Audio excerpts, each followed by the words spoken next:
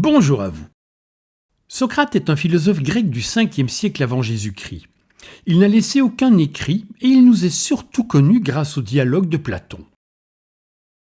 Sa pensée part d'une exigence simple, examiner ce que nous croyons savoir.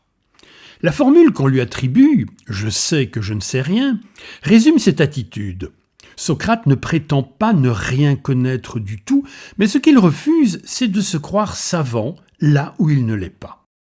Dans cette perspective, se connaître soi-même, c'est alors prendre conscience de ses limites, mettre à l'épreuve ses opinions et chercher par exemple ce que sont véritablement la justice, le courage ou le bien. Socrate ne donne pas de leçons et ne transmet pas un savoir tout fait. Il questionne ses interlocuteurs sur ce qu'ils croient savoir. Il leur demande de définir précisément les notions qu'ils emploient, puis il examine avec eux les conséquences de leurs réponses.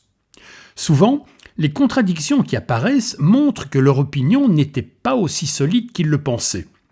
Socrate compare aussi son rôle à celui d'une sage-femme.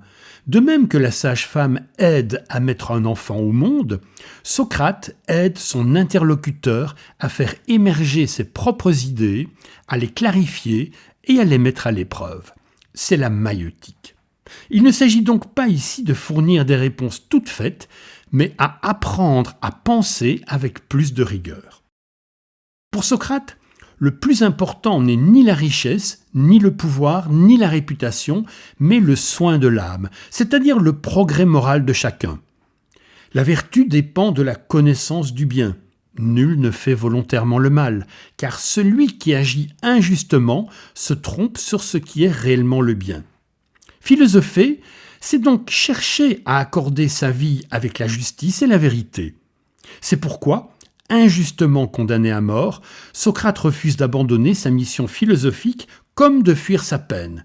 Il devient ainsi la figure exemplaire du philosophe qui préfère mourir plutôt que de renoncer à la vérité et à la justice. Enfin, s'il fallait synthétiser la pensée de Socrate en 3 verbes faciles à retenir, on pourrait dire se connaître, dialoguer et vivre justement.